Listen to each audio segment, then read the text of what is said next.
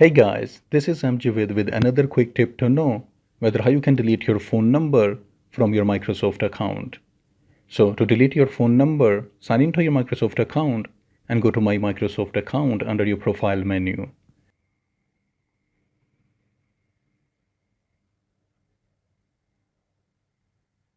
Here it may or may not ask you to verify your account before accessing these tabs because you are going to access personal information.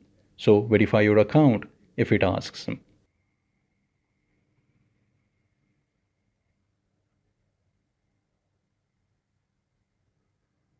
Then go to your Info tab and scroll down.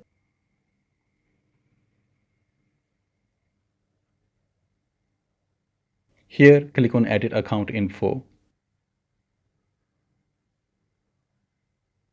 Now just click on Remove and then confirm to remove your phone number.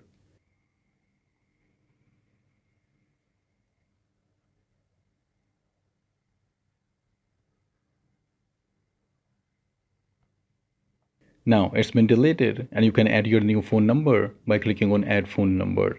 And this is how you can delete or remove your phone number from your Microsoft account. And I hope this will be helpful for someone out there. And thanks for watching.